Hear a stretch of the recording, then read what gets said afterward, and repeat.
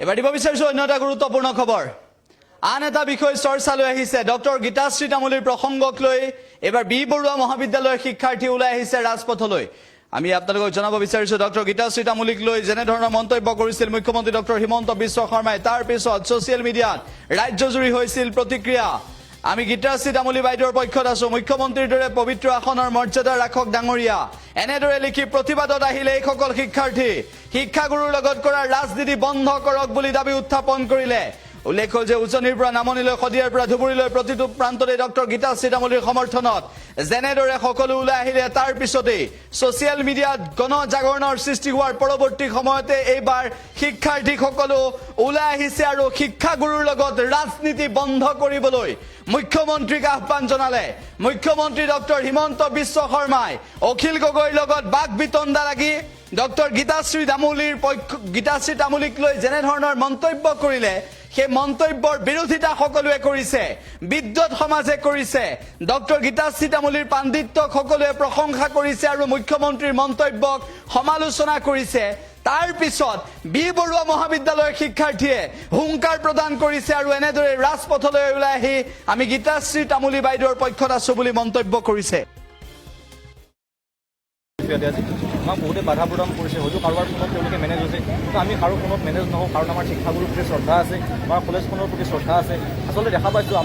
আমি হিমন্ত বিশ্বৰ লগত আমাৰ কোনো ধৰণৰ ব্যক্তিগত শত্ৰুতা নাই চৰকাৰখনৰ লগত আমাৰ কোনো ধৰণৰ ব্যক্তিগত শত্ৰুতা নাই আমাৰ কেৱল আমি এইটো কথাতে আপত্তি কৰিছোঁ আমি বি বৰুৱা কলেজৰ ছাত্ৰ হিচাপে আজি বহুত দুখ পাইছোঁ কাৰণ যিগৰাকী শিক্ষাগুৰুৱে আমাক শিক্ষা প্ৰদান কৰে জ্ঞানৰ পোহৰ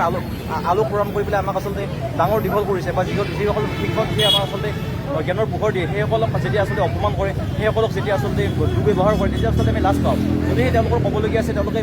অফিচিয়েলি কিবা কৰক কিন্তু এনেধৰণে সদনত এটা কথা কৈ পেলাই যিধৰণে বিতৰ্ক কৰিছে সেই কথাক আমি আচলতে কেতিয়াও মানি ল'ব নোৱাৰোঁ বা বি বৰুৱা কলেজৰ ছাত্ৰ সমাজে মানি ল'ব নোৱাৰে আমি বিচাৰিছোঁ বি বৰুৱা কলেজৰ ছাত্ৰ সমাজে শিক্ষকসকলৰ লগত যিধৰণে আচলতে ৰাজনীতি কৰা হয় সেই ৰাজনীতি আচলতে বন্ধ হ'ব লাগে বি বৰুৱা কলেজৰ ছাত্ৰ সমাজে এইটো বিশ্বাস কৰে শিক্ষকসকলে যিহেতু জ্ঞানৰ পোহৰ দিয়ে শিক্ষকসকলক কেতিয়াও অপমান কৰা আমি সহ্য কৰিব নোৱাৰোঁ বি বৰুৱা কলেজ এখন অটিজমমণ্ডিত কলেজ এখন নাকৰ A++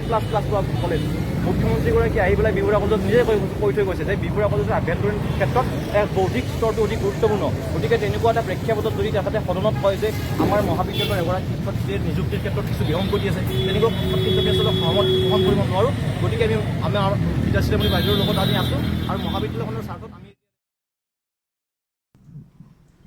আমি সেই দৃশ্য আপোনালোকক দেখুৱালো তাৰ সমান্তৰালভাৱে প্ৰতিবাদ কেনেদৰে সাব্যস্ত কৰিছিল সেই সন্দৰ্ভতো আমি আপোনালোকক জনাবলৈ চেষ্টা কৰিছোঁ শিক্ষাগুৰুৰ লগত ৰাজনীতি বন্ধ কৰক এনেদৰে দাবী উত্থাপন কৰিছে বি বৰুৱা মহাবিদ্যালয়ৰ শিক্ষাৰ্থীয়ে আমি গীতাশ্ৰী তামুলী বাইদেউৰ পক্ষত আছো বুলি হুংকাৰ প্ৰদান কৰিছে আৰু সকলো শিক্ষাৰ্থীয়ে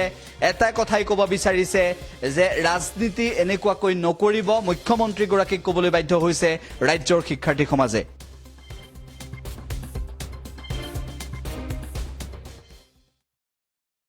যিকোনো খবৰৰ বাবে যোগাযোগ কৰক 709990